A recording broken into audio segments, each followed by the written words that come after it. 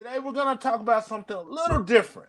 We're going to talk about ruining Christmas, what that means to all of you, and why you should back this latest crowdfunding campaign. But before we get into that, what is the status of the Niobe television deal with HBO? Can you tell us anything? Give us a little hint. Where is that in the production?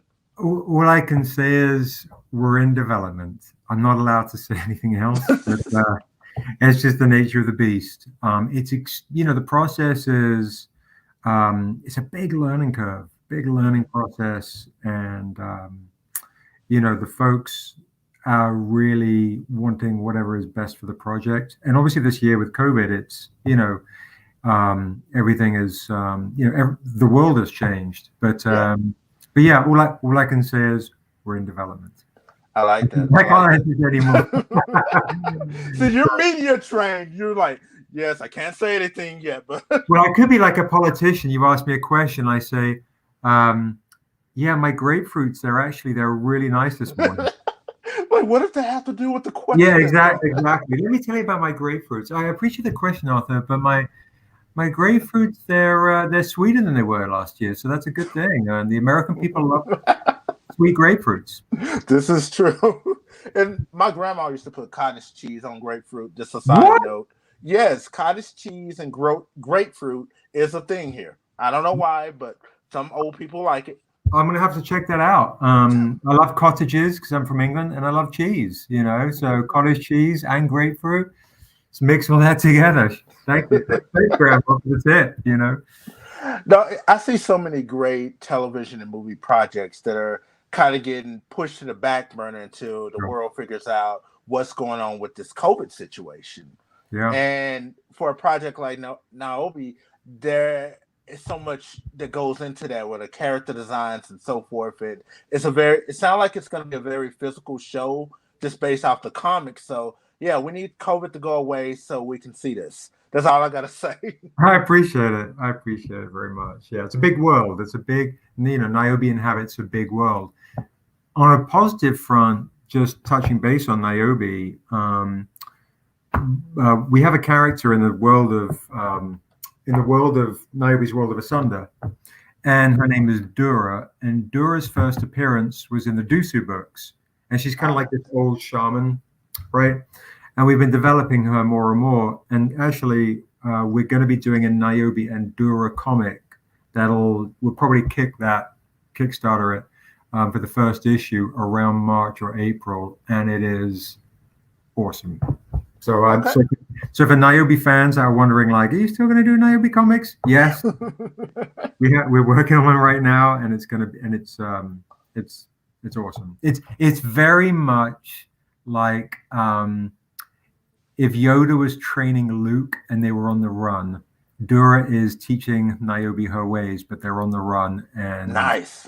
there's they're kind of caught between the rock and the hard place, and Dura has all this information to give in a short space in time, and then will she trust Niobe to be the right person to receive the information? So all sorts of you know I don't, like distractions and threats internally and externally. So in this kind of in this journey, so I'm psyched for Can it. you take my money now for that? Can you just take Yes, my wallet? please.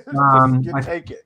Cash App is Maybe no, that's the way we should go forward. It's like, hey, Cash App, crowdfunding, just cover all bases. I want this book in my hands.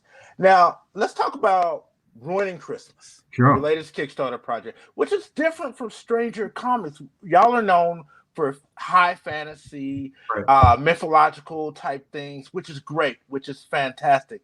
What made you wake up one day and decide, I want to tell a Christmas story? Well, we like elves, so we thought, okay, we have elves here, different types of elves. We, I can't remember, but my recollection is different from my partner on the Ruining Christmas, Daryl, and also Josh. But I remember being, oh my God, it sounds terrible, but I remember being at one of those famous coffee shop type brand places, and I was like, look at all these entitled people. I was so irritated with the whole situation. that was my my whole vibe was just getting, and also this too, where you see this Yeah. on social media and all this kind of lack of awareness and lack of empathy and understanding, folks, wanting celebration of self, but now becoming very myopic and almost a conceited and, vanity. It doesn't matter what political spectrum you're on. It's like my opinion, and kids are just becoming these entitled brats, and parents have begot apathy. So kids are like, Mom, I said a PlayStation, not an Xbox, Mom, and I'm like, oh my God, what does the world come to?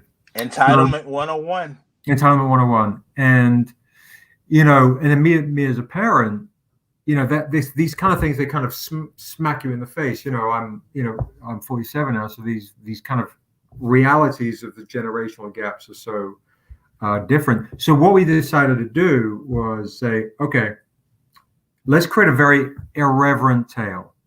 And it's like the spirit of giving is taking it, and if the spirit is given is taking it, and we're no longer into the spirit of giving, we've given up on Santa, and Santa's given up on us. So if he's given up on us, what the fuck is even Christmas about, right? What is the concept? And Christmas is a great backdrop because you're meant to be the spirit of giving, right? And so that was really the genesis of that. And we had these two characters, Gimbal and Coos, and both Daryl and my best friend, they passed away, and they kind of, the spirit of these two best friends of ours who passed away inhabited these two very kind of larger-than-life personalities in Gimbal and Coos. So the pitch is really simple. It's basically these two idiot Christmas elves. They get the shit beaten out of them by the rottenest kid in all the land, and they lose Santa's hat, the source of all Christmas magic. And they have to go on a buddy mission to get it back. And because what we developed was Gimbal and Coos got the most prestigious job in all the poll, right? Which is the naughty list coordinators. And all they have to do is check the naughty list, right? And they fuck up during the year and they miss this kid. So they have to go and mace this kid in the face with cheer gas. Right? So basically cheer gas is this thing. So the last kid to get a lump of coal was Hitler. Oh, wow. And FDR goes to Santa. He's like, you better knock that shit off. We can't have that again, right? So Santa and his elves, they invent cheer gas. And what that does is now we no longer can like just have the natural feeling of love and the spirit of giving to get Santa the fuck out of bed to go and give us our gifts. We have to manufacture this cheer. So it's almost like shut up, Johnny. Here's some cheer gas. All right, I guess I'm a good kid for like 2 months. How long is this going to last? And they go to mace this kid in the face, and they fuck up. They get the crap beaten out of them, and they lose Santa's hat. And now they have to go on a buddy mission to get it back. So it's a very big, wild, irreverent tale. Here, I don't know if I can. Let me see. I've got actually a little preview here. Oh, wow. There's a preview copy of Ruining Christmas. And we even have in the back, and for some of the backers, if we get enough pages, and there's this little kid, coming down the stairs, and he's reaching into the stocking to get his lump of coal. And then he, down here, sniff, sniff, sniff. He's all sad because he's got his coal. And then he drops the coal, and he leaves a little smudge. I'm loving this art. And that, we got really lucky. It's really incredible artists. Like Daryl does the layouts. He does the layouts on all of our books for Stranger Comics, our kids' books, our fantasy books. He does the layouts on it. He's a genius. And then we got another genius on this project called Eli Hicks. And Eli's his brother out of Los Angeles, who we've known for a really long time. And it's just his time to get his shine. He's such a good dude. Super hardworking, and incredibly talented and kind, and yeah, I'm just really blessed. We're really blessed to have him. Wouldn't want anyone else on this project. So yeah, shout out to Eli. Yeah, shout out to Eli because I've been wanting to see Eli do a comic book for years. It's like he's a great artist, he's a great photographer, Yes, he is. and this type of story is his meat, bread and butter, so to speak. Like I can see this as a cartoon on TV at the movie theater. Now, this is my questions about ruining Christmas. Okay, go for it. All right, now Santa Claus has given up. Yep. Because we've kind of given up on him. And I Yep. looked at this and I'm reading all the details in the Kickstarter. I was like, are they kind of referencing religion in a sense that, some of us have kind of given up on God, so to speak, and because our prayers aren't being answered and maybe God's given up on us? I was like, is it a weird coincidence or am I reaching No, when I you're say not. this? I don't think. No, you're not reaching at all. I kind of touch on some of these kind of philosophies with even in Niobe. It's like the concept of worship, right? Mm-hmm. If you have a saint or a god or God, depending on your beliefs or whatever, the more power, or modern day prophets, or you can think of, like to me, like Bob Marley as a prophet. The more you kind of give love and your spirit to your belief, whatever that is, the more they probably feed off that energy and feel that energy and give love back. And so, and what comes first, so for me, philosophically, the concept of, even though it's an irreverent tale, you can still take that same kind of philosophy or concept into Santa, Saint Nicholas. If you've been good, you are rewarded with a gift, and if you've been a brat, you haven't been. And then what? And have those concepts, just been lost? And obviously now you look at 2020 and you look at how polarized the world is. And the lack of empathy for a lot of people, that is really what this is. Underneath all the absurdity of there are layers and there are going to be depths to the story. So you come in for the mistletoe, the Frosties frostbite condoms and the craziness and all the rest of it. Like, oh, I'm so irreverent and I love irreverent shit. Yeah, man. Oh, I'm so irreverent. I'm so irreverent. Like everyone loves to feel like, and then it's like, it's also then my goal is to then go, okay, then wake the fuck up. Exactly. And sometimes we all need that slap in the face to wake up. Now, I like the fact that in the trailer it said that this comic book is COVID free and Karen free. I was like, and then y'all have face masks and the perks, and you have condoms, and I was like, "We're here for your health, safety first. We're here to protect you." My mind is warped as it is, so I was like, "Is COVID coochie a thing? So they got to protect us against it?" Well, I was like, when you're young and you have a dance, and all you can do is grind. When you're, like we're just. So it's like we can't kiss anymore because of COVID, but maybe we can have a grind, And then there's the mistletoe and the mistletoe panties. And I was like, this is before COVID. You got to think like we thought of some of these concepts a while ago, and we were like these funny taglines like "You never forget your first kiss," and so what we have at the North Pole or the pole, we just call it the pole, north, south, whatever. So the pole. There is this character called Frosty, and Frosty on the outside is very much like Willy Wonka. He's like, okay, everybody, get the candy, get the stuff. He sells the merch, but really he's from kind of Prohibition times. He's like a gangster. Oh man! And if you smoke a Frosty's bong, you're meant to invoke the spirit of Frosty. It's like, don't do the Ouija board, don't look into the mirror. You might get the real Frosty, right? So it's Frosty. And then he has a rival called Big Love. And Big Love is this tiny little black gnome with this giant beard that barely says a word. And he's like the Snuggleworth to the Willy Wonka.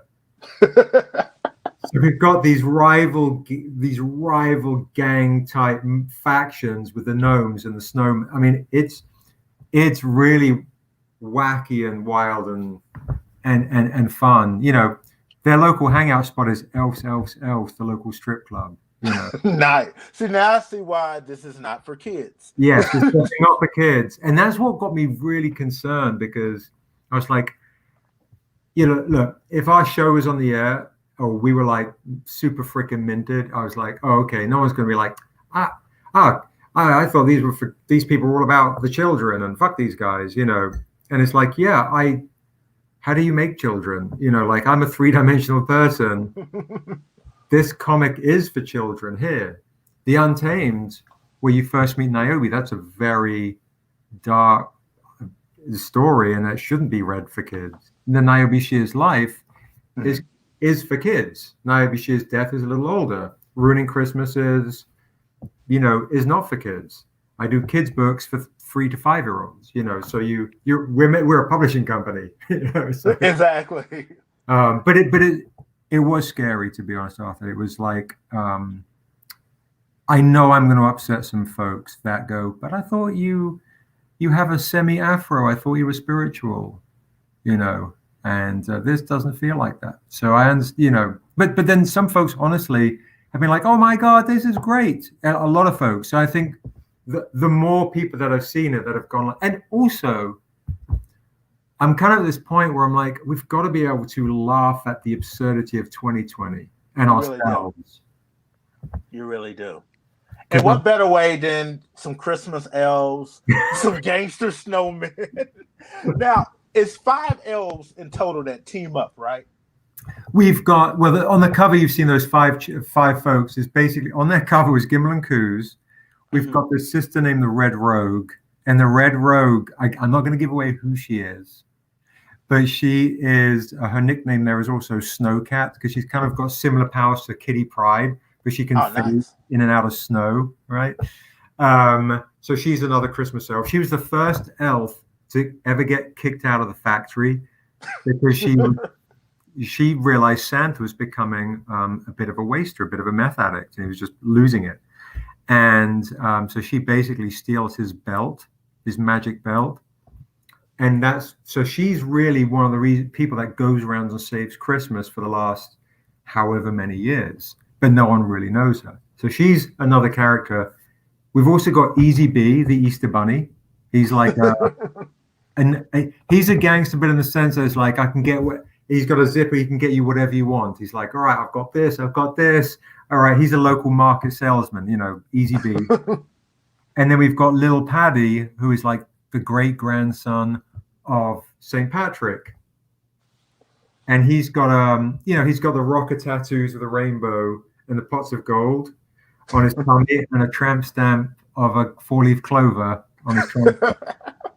I dated a girl with that same tramp stamp.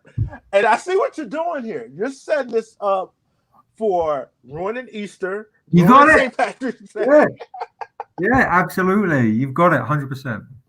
No, I love this. That way it's like, no, this ain't a one and done. You're creating this universe. And with Niobe, that's one of the things that I love about what Stranger Comics is doing. Y'all are great at world building, not just creating interesting characters. Like, this is funny as hell. You know, because I read the preview pages. This is funny as hell, but you are a master at world building, which I tell a lot of indie creators, new writers, you have to be able to create a world for these characters to live in. Yes, you do. Yeah, they have to feel 3-dimensional there. They have their own heartbeat. Otherwise, it does feel at times, you know, for some folks, you know, a little cosmetic, or like, okay, and then therefore you're not getting subconscious resonance for your spirit, whether it's joy, laughter, sadness, you know, eroticism, anger, wrath, whatever. Some a core honest emotion, right? Exactly. And I think that, you know, like, because I think too, with a lot of us, what we can do is fall in love with nostalgia, and then go, I want to create a superhero based on these powers because when I was young, that superhero got me emotionally through a hard time, and saved me in a lot of ways, right? And I think that's why a lot of fanboys and fangirls kind of freak out now and again about identity when they see like, oh my goodness, we've got black characters in these superhero or fantasy shows, but then and so on, and it's like it's a lot deeper than just sure there are bigots, sure there are racists, absolutely, but we don't a lot of times I think have the empathy or the patience to say, okay, and understandably, sure, but to say that person is just literally having a crisis of identity, and a lot of people do. Like it's like when you listen to a song and you don't want to know. Okay, you listen to a song and go, that song got me through my breakup, or got me through my divorce, or got me through this really painful period, and then you look them up and go, oh, this motherfucker's done some crazy shit. Can I listen to this song anymore? Now I'm confused, but that is wrapped up in my identity of really who I am, and I can't be so like, oh, I'm down with this person if I know they really did this. Did they really do this? And then it's like, then we're not asking the right questions.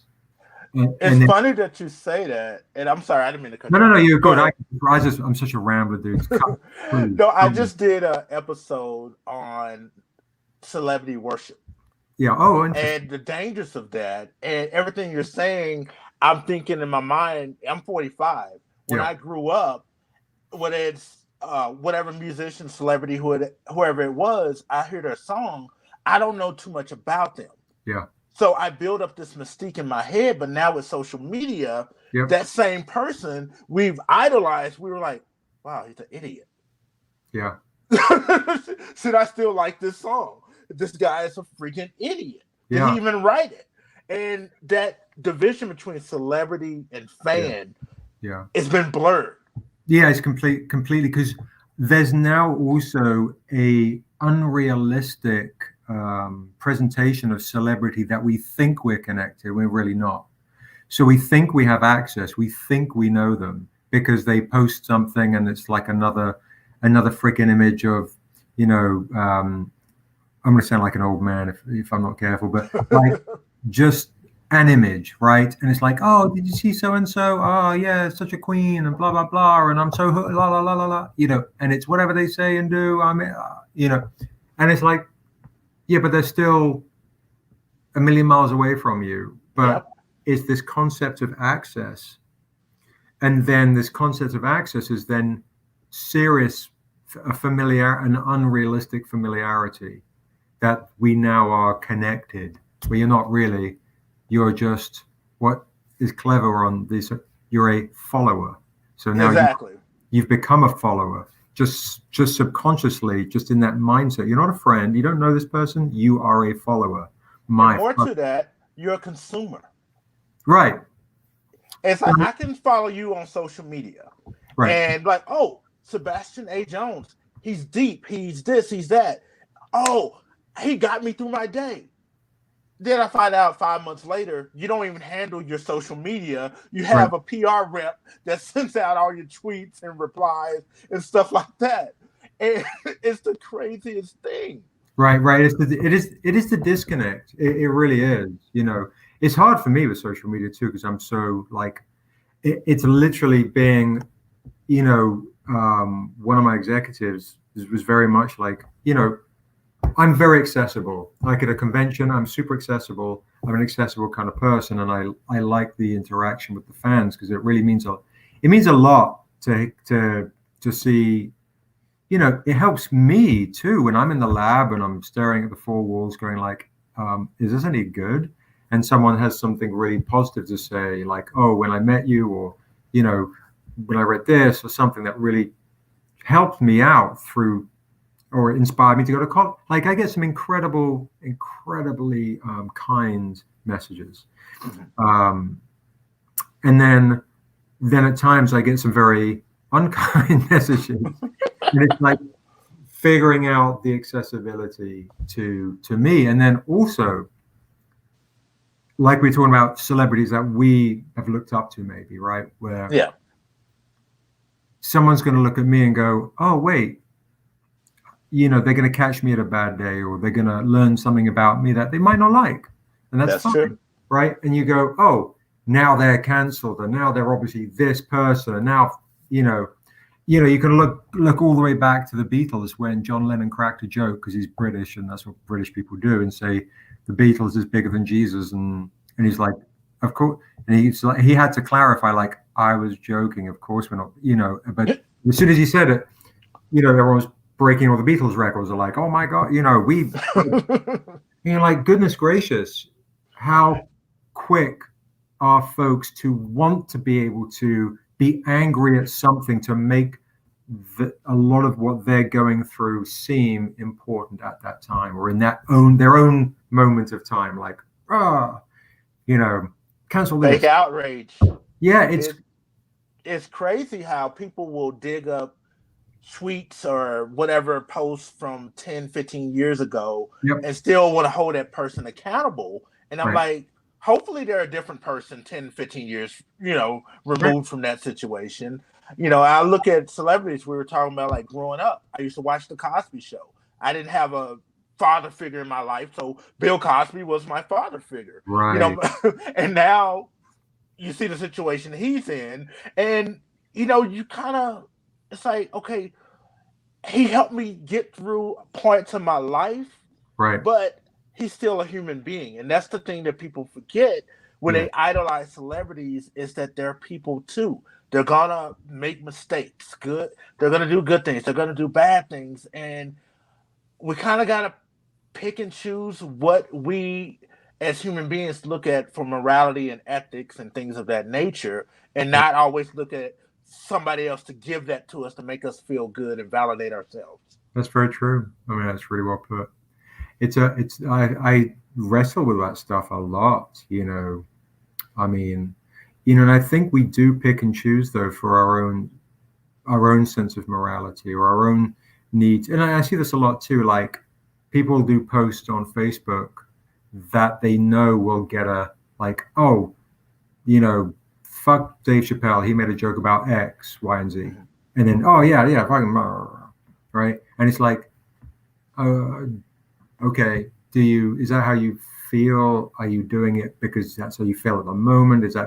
Are you wanting to get just more comments right now, so you feel, like, oh yeah, blah, blah, blah. And I also, especially, and maybe I'm just have more empathy, but I'm always kind of a little wary when it comes to when Black men are being torn down. Like, what was the original perpetration of the moment? What are there's always so many agendas. I ran a record label for many, many years, and I bore witness to a lot of corporate agenda. So when there's corporate agenda in different businesses and different industries, you also have it. But again, like, we're in a surface age, Arthur. Like, it's like, oh yeah, what happened now? I'm going to read the headline. Fuck it. Fuck that person. Okay, did you order the pizza, honey? And then, oh, I got to brush my teeth now. Oh, I'm in this. And then, oh, I'm now doing my Farmville. Now I've got to do dog ears on an app on Instagram. Now I'm, now I got to do a post so people now I got to do this. Now I got to do this. It's just too much. So no one, I don't think, has the time to have empathy or to have. That's the sad part. The sad part. Now, you brought up something that's interesting. I haven't talked to anyone about this yet. Harry Styles, he was on the cover of a magazine in a dress. People got mad about it. Somehow it turned into a conversation on Black Twitter about Black men and masculinity. Mm-hmm. And people are like, oh, if a Black man has a dress on, he's automatically homosexual. Or if he's feminine in any sense, he's either homosexual or leaning that way. And I look at America, and there are a lot of single parent homes where Black men were raised by women. Mm-hmm. And so just looking at that, and of course I'm generalizing to a certain degree. Yeah. If you're raised by a bunch of women, you're going to take on some feminine characteristics. It's not going to, define your sexuality, but some of your mannerisms and things of that nature just based on who you're around on your day-to-day level, are going to be a little more feminine in some cases.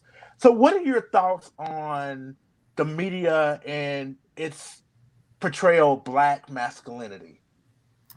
Wow, you hit me with a deep A little stuff. bit, a little bit, a little bit. No, just a little bit. Oh my goodness gracious. How's my hair doing? It's a little lopsided. I tell you, I think it's a very delicate. I mean, it's such a delicate reality to each piece of media that portrays at that point, and where they are at, whoever they are. Whether it's a magazine, whether it's an editor in chief, whether I think everyone kind of goes through their own journey at their own pace and at that time. And so, if I say media in general, I think that can be too generalizing. We look at media in general, yeah, we look at different periods in time. Okay, we look at the 60s, we look at the 70s, we look at the 80s. Different periods in time have different reflections of what the spirit of the movement is happening. A lot of times that also is a reflection of what is the social movement and the tastemakers of social movement and change and realities. So if you look at different periods, whether you're talking about civil rights periods, where you're talking about suddenly we're in the disco era, we're looking at the 80s and the synthesized sounds, and we look at what is being portrayed and who is portraying it, why, and it usually comes all back around to money. Whatever is, I think, makes the most money. In a general sense, the media is looks at dollars first. I think they'll put greed over, generally speaking, over an agenda of bigotry. But if bigotry is selling, then that's great too. And if the minstrel show is selling once again, that is great too. Because that is the driving force of pure capitalism. Oh yeah. So, and I think when I look at distilled moments of, let's say, black masculinity, and I do believe there are forces for sure that want to break up black families and the concept of masculinity and what masculinity is, which is having an intersection point and time for what masculinity is in general, and the terms toxic masculinity and these things that are really aggressively thrown about, and also in a time where non-binary movements are happening and transgender, these things are coming to light. So it's all this moving thing, and about time. And it's it's beautiful to see folks who are wanting to share their own journey, and I think they're extremely brave to share transgender, non-binary, whatever. Again, it's like people are having personal journeys of their realities under such an extreme microscope in a time where general movements are happening as well. And so I can look at one piece of media and feel like, ooh, that feels like that's potentially an agenda to deconstruct X, Y, and Z. Or that is a piece of media that doesn't actually care. They're just jumping on the moment of this is a topical conversation, and I'll get tongues wagging and I'll get some sales and eyeballs. And they don't care, and they ruthlessly don't care. And then some have the spirit of the movement and the moment of what they feel is the right thing. Mm-hmm. And the trouble is, because it's such a homogenized gumbo, it's tough for us to know whose truths, and whose lies, and whose don't care. They have apathy. They just don't care. And then also, who the hell am I? I've just got my own opinion. But to be real, like I could be completely fucking off base with going like, oh, I'm going to judge this person for this because I believe they're probably another one of these motherfuckers that are doing X, Y, and Z, da, da, da, da. And I could be completely wrong, but because it's hitting me in such a nerve, I'm going to voice my opinion. And then, oh, because I've said it, I've now been documented saying it. Oh, that motherfucker is this. Oh, I was just wrong that day. You know. Yep. Do it's crazy. It is. Do I believe there is an agenda for some folks? Abso-fucking-lutely. Do I believe there is an agenda for some folks just to make money? Absolutely. And they don't care what is the headline. Oh my God. This is echoing back to, again, I'm framing the episode I just recorded about celebrity worship because I said the same thing where, well, let's even remove it from there. I use Rush Limbaugh as an example a lot of times. He has a paid opinion. What did he actually in his day-to-day life believe half the crap that comes out of his mouth? I can't say, but we all know he's being paid to present a certain position. Right. And I see that in the media. I see it even within the comic book culture where people know, hey, and I call it dirty macking. That's what we used to call, like, if you like a girl, I like a girl, I'm going to talk shit about Sebastian to this girl in hopes that she'll like me more because, oh, Sebastian's this and that. And I call it dirty macking. And I think people do that with certain comic book creators, certain comic book publishers. And they're doing it for profit because, as you said, the followers, the consumers will eat that up. Yeah. It's like you're creating that bandwagon. Yeah, 100%. Like, I mean, I've heard, whispers of folks talking shit about me. You're like, oh, okay, word.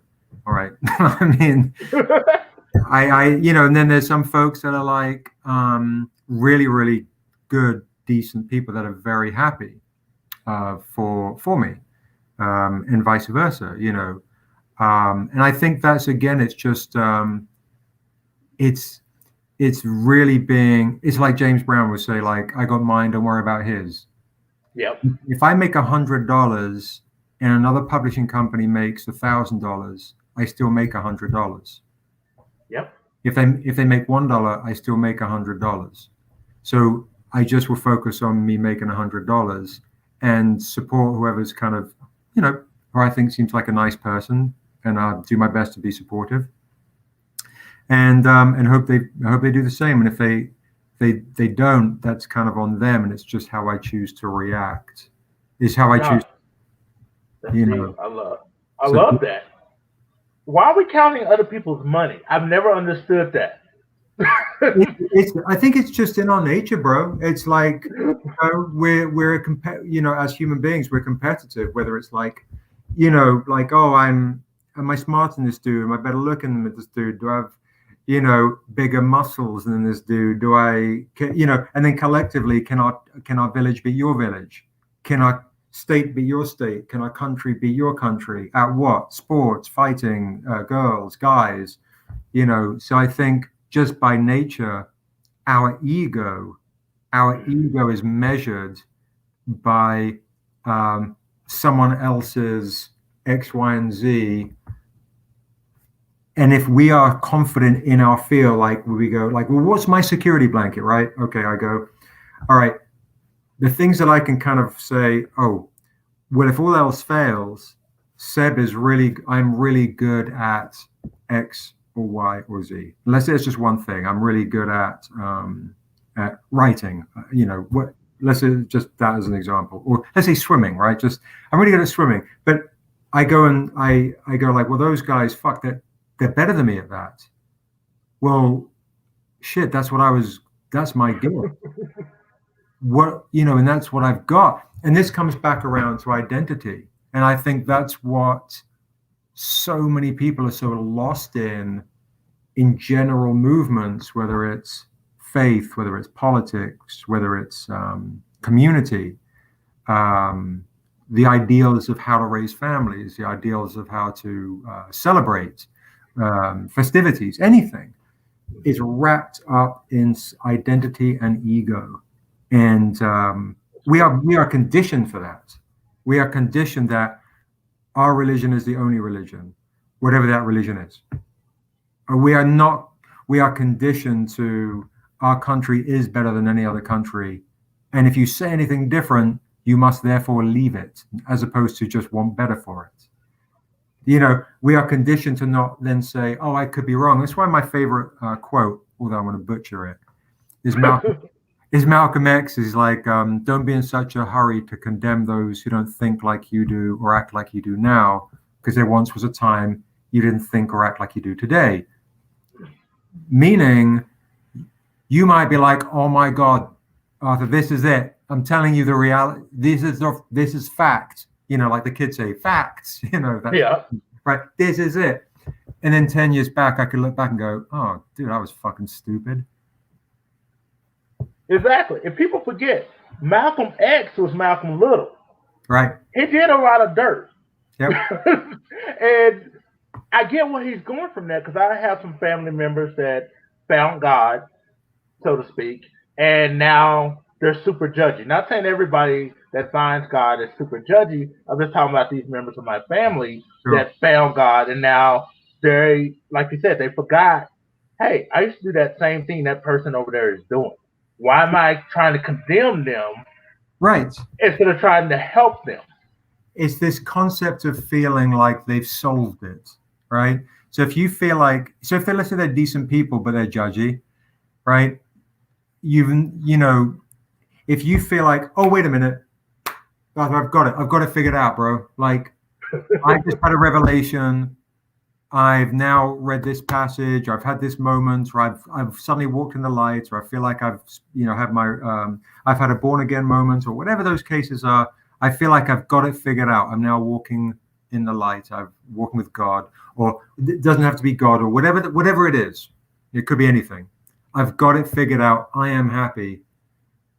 I'm now going to tell you how you can be happy too. Now, if I don't have the ability of communication, the gift of communication, I'm not going to plant seeds. I'm going to tell you. And if you don't follow the same path I did, you are therefore wrong.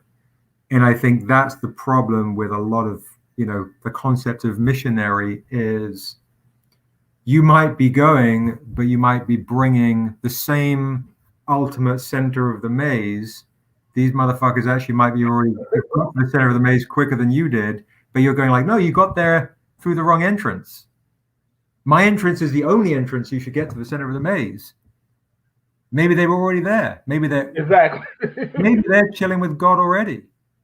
Maybe they're already in light, right? And if we're all worshiping, like I think Muhammad Ali kind of talks about this same kind of thing. It's like, and I always felt the same, for all worshiping the same source. We just have taken different paths to kind of get there. But for some people, that's heresy, or that's blasphemy. It's like, "Oh no, it has to be this way," because what that is, again, it comes back to this is their identity of how they got to be who they are. And finally, "Oh my God, I know who I am now." And if I come along and I go like, "Yeah, but that tie's a little crooked." No, my tie's perfect. Let me take, all that is, and it's a security blanket. It's always come down to identity. It's just layers of security blanket. And if I come along, let me take this off, then you're now becoming more and more cold and naked. No, fuck, I want even more covers on. Double down. Now I'm under a whole bunch of these freaking things, Now, do you think, having said all that some people feel that they have to be a part of something greater than themselves, whether it's philosophy, politics, religion, or even fandom? Since we are in the middle of comic books, right? Some people feel that they have to be a part of something. Do you feel that some people have that urge to be a part of something, or their identity is not complete because they don't know who they are, so they gravitate towards whatever shiny thing is shining the brightest, and they go over there towards that light? I think part and parcel, maybe. I think it comes down to just we are wanting to find our tribe no matter what. We're wanting to find community.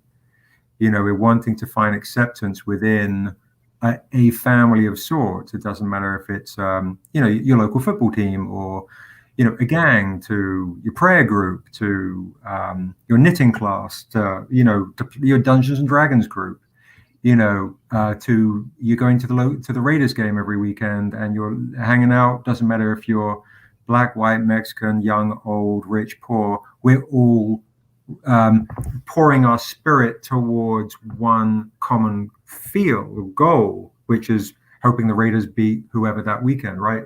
You're going to a concert. So I think when we look at, comics, or we look at the communities and so on, first off, I think we're moving into the loneliest age that we've ever been, because our reliance on digital community.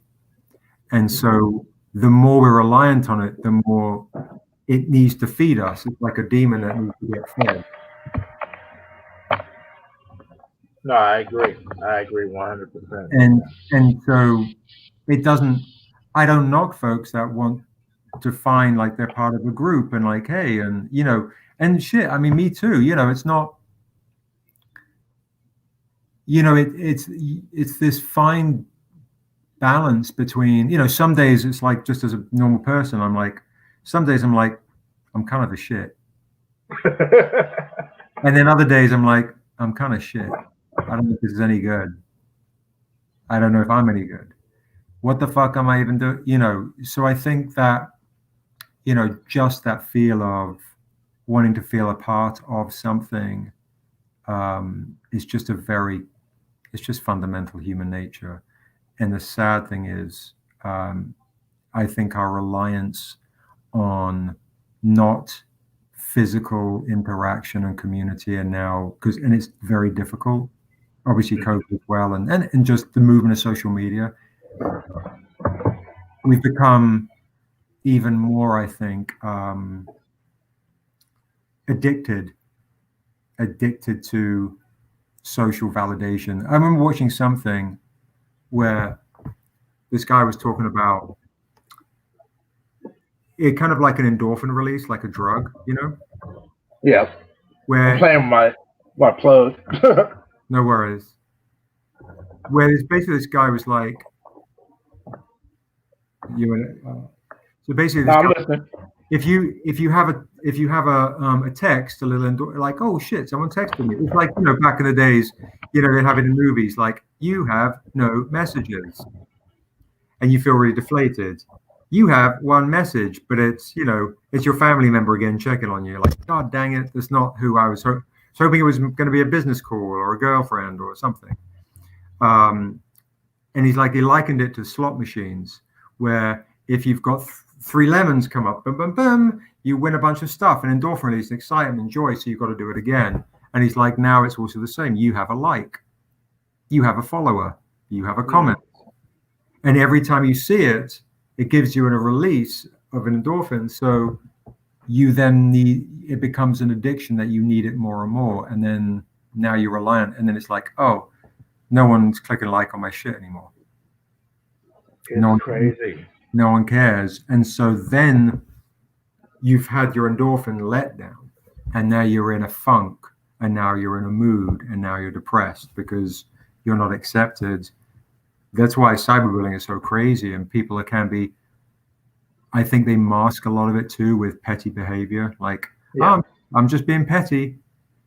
I'm just doing this, because I mean, me personally, bro, like sometimes I take it kind of personally when people talk shit and I see it online. In person, I'm all good. Because I feel like I can either engage in reality and say, oh, why do you feel like that? Oh, why do you feel like my stuff is shit? Or why do you feel like my stuff is good here? Or, talk to me, or I can, I can choose to walk away physically, or I can choose to slap someone. I can, you've got these, you've got these kind of earnest realities. And I have no anxiety with that. But in online, it's like, and it's in print, and that sucks. And now I'm down this rabbit hole of engaging in conversation with someone that maybe I just in reality was like, I'd be like, who the fuck is this? Exactly. And some people do it just to get a reaction out of certain people Yeah. because they're like, oh, they paid attention to me. Oh, I feel good. It's so weird how some people, like you said, they want that attention, good or bad, just Yeah. to feel good about themselves, even if it's just for 5 seconds. Yeah. And the trouble is, bro, too, is like you just don't know what people are going through. No, you It's don't. like if someone says something crappy about, let's say, ruining Christmas or Niobe or something like that, or me personally online, and it could catch me on a day I'm having a really bad day just inherently, and it's like, it really, whoa, don't even know what I've been through.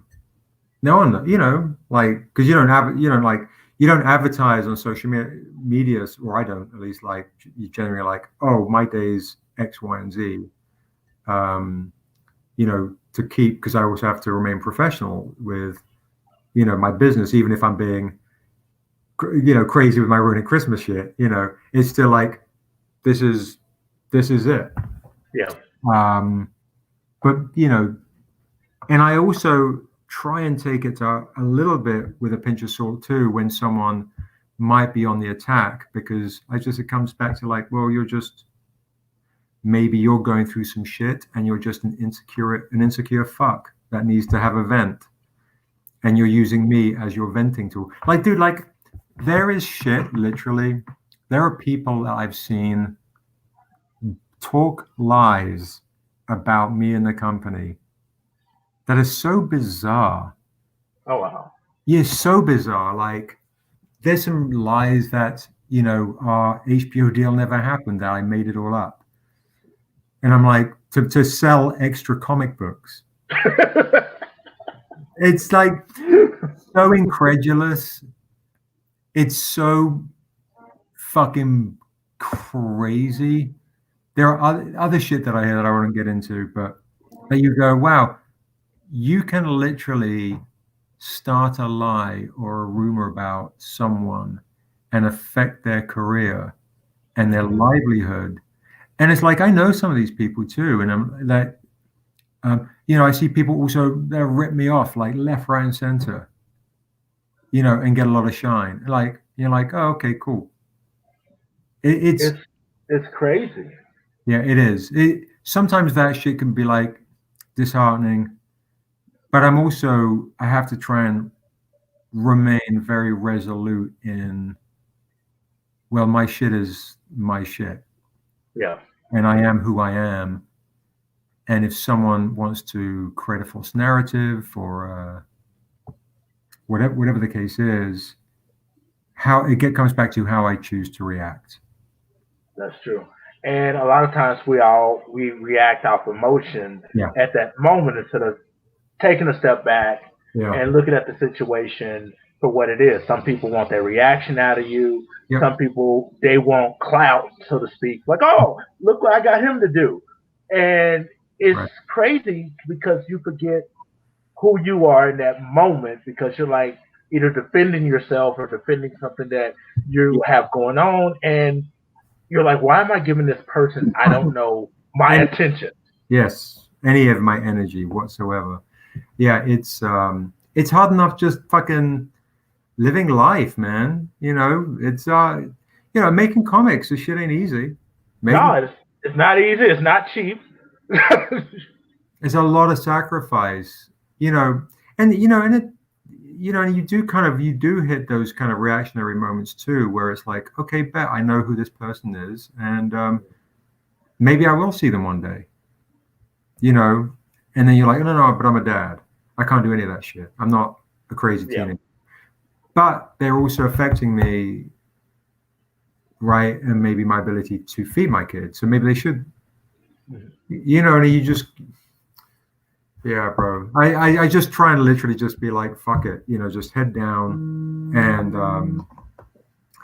just focus on what I can control, which is the best I can do to create the best content I can, and try and that comes back to the thing I was saying earlier, the accessibility.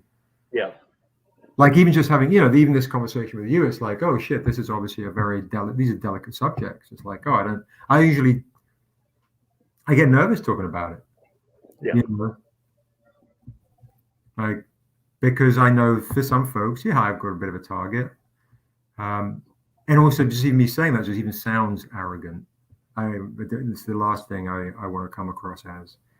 No, you're coming across as a genuine human being who, you know, you like you said, you're trying to build a business for yourself, for your family, and sometimes that does put a big target on your back. The more successful you are in doing that, because other people are jealous because they're like, well, my art is better, or my story is better, or this or that, whatever they want to attach to it, and all that's coming from a place of jealousy because you and I, for example, we can have the same story, same art team, same everything, but the way you handle your business and the way I handle my business are totally different ways of Right. going about that. So we're going to get different outcomes. Right. And people seem to fail to understand that. 100%. And on the flip side is there are some folks that are so incredibly wonderful and so incredibly supportive that it's like just there's this couple, this older white couple, Celeste and Brian Cornish. They have supported us so much over the years. They're just absolutely incredible, just unbelievable people, and they're so giving and so loving, and they're just like super fans that have become great friends. This other guy named Terrence, you might have actually seen him. He's about 6'6", black dude, best looking dude probably that's walking the planet. Built like a tank, and he comes by the booth one time at New York Comic Con. This is in 2015, I think. Mm. And he's like, "Hey, can I?" He bought one or two of our things. He's like, and he came back. He's like, "Can I try this?" Cool. Comes back the following day, and he goes, "I want one of everything." I'm like, "Oh, okay." Like each issue, and he's like, "No, every comic, every variant, every hardcover, every kids book, every." Oh wow! I'm like, "That's going to be X, Y, and Z dollars." He's like, "Yeah, that's fine." Anyway, so he becomes, a bit of a super fan. And then I get a call from him. He's like, "Hey, can I cosplay Dusu? One of our characters." I'm like, "Yeah, my God, that'd be an honor. Are you kidding me? That's amazing." So this guy turns up at Chicago as Dusu, and Dusu has basically a loincloth and, and tattoos and bone things and all sorts of shit and a mohawk. And this motherfucker came in, and the whole convention was like, wow. I only like girls, but I was very intrigued. That should be the quote. He's that quote of the day. No, Terrence is just wonderful. And then, long story short, he's become from that to one of my dearest friends, and has actually become an executive and an investor in the company. Wow. So you have these unbelievable, incredible experiences, and not just folks like Terrence and the Cornish, as we call them. Other people too. This just also just folks that have been really incredibly supportive on the Ruining Christmas Kickstarter campaign. I think the gentleman's name is Malachi. I could be pronouncing the name wrong. Just always promoting, and King Ryan, Royal Static. There's just all these amazing folks that you're like, honestly, let me tell you, that's the shit that is so humbling, and it gets me. And I know I'm rambling. I ramble a lot. No, it's fine. It just getting a bit choked up. It fucks me up. It's like, wow, something that we've poured so much effort into, even though it looks absurd and crazy, like, oh, those guys are crazy. We pour so much effort into it.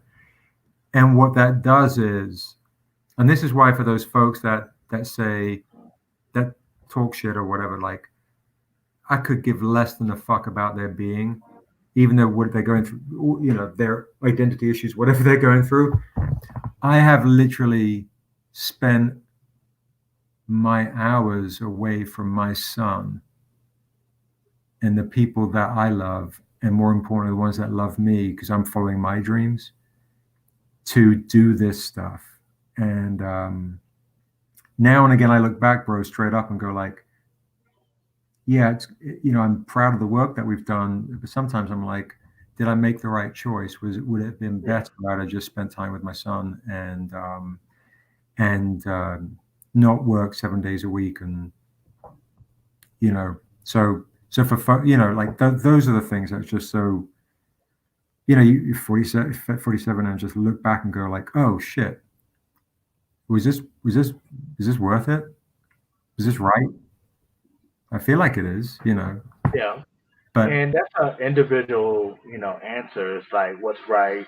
right. It's like, did it put us in a better financial state and Yeah. allow us that time spending with him that you can't get back? It's one Yep. of those things where there's no right or wrong answer. You're 100% right on that. That's the right answer. There's no right or wrong answer. Yeah. Now, all this, and if you're watching this, you're listening to this, you're probably wondering, it's like, hey, y'all went from elves and condoms to having this deep philosophical conversation. I'm gonna tell you how it all comes full circle. Sebastian mentioned earlier that they developed this gas in the pole, which temporarily made people feel good and believe in Christmas and all of that. So when we talk about this gas that they developed, and we're talking about these things on social media in our world that we want that instant gratification, that's how it all comes full circle. Hey, there you go. There you go. Holy shit. Putting some joy and some light back into we're full circle, bro. Very good. Okay, now we've been on here about an hour. Go ahead and tell the people who are interested in ruining Christmas. That just sounds messed up. You're interested in ruining Christmas? Come follow us. What perks? Because people always want to know what is it and what do I get out of it? What perks are involved with this campaign, and why should they go ahead and click this link, which will be in the description, and back Ruining Christmas? Ruining Christmas, you guys get an opportunity to get the first issue, and the way we rock is the first issue is a big deal. So you get if you're a collector, all the first appearances of a lot of the main characters, and the story is epic. It is not a 24-page issue. It is a 40-page issue of story and content with extra bonuses. So it's a big kind of story issue, the first out of 4. And so that variant covers you get from legends like Jay Lee to Eli to this incredible artist we've started working with out of Germany called Iga. There's video game covers like Mario Kart homages. There's hip hop homage covers because we always rock the hip hop homage covers for Niobe. We did that for Midnight Marauders, Low End Theory, and we did Biggie's She Is Death. We called it Niobe She Is Death for that one.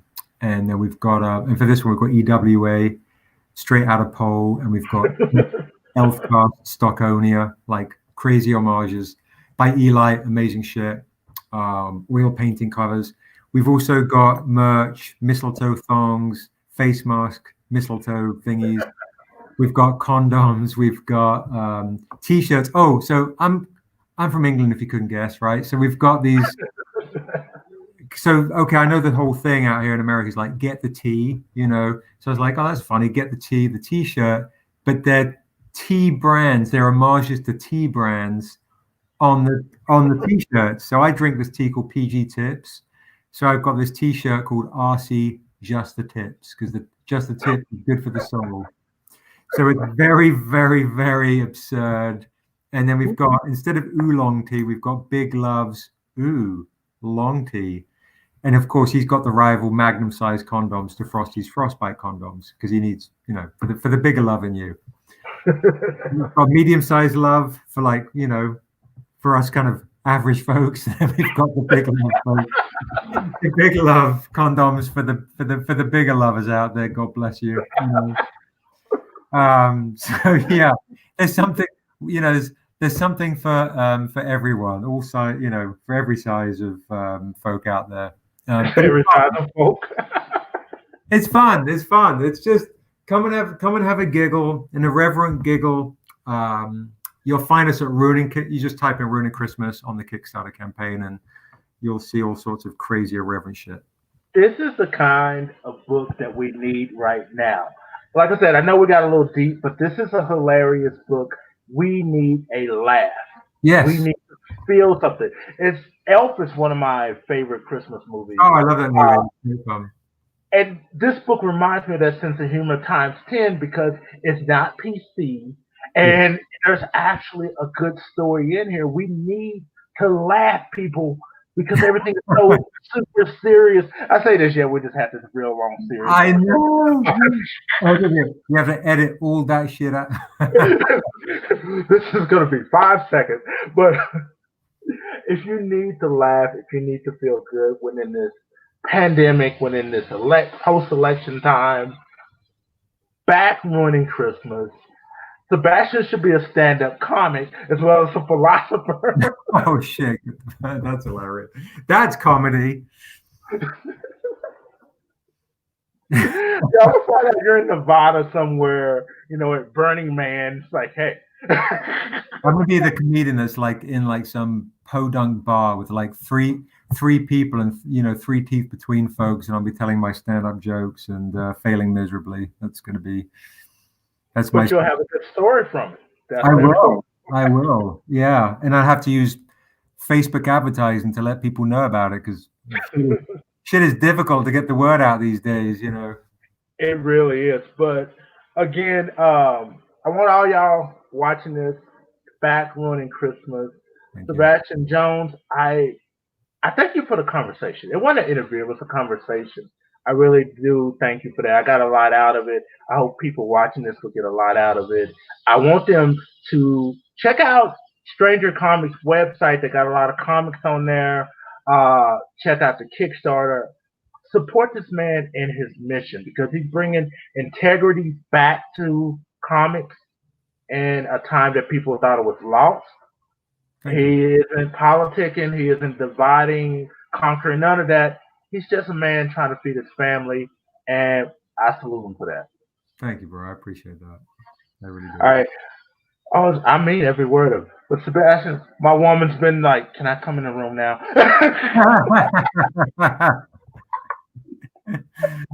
No, don't be a stranger. There you go. I really do appreciate your time, bro.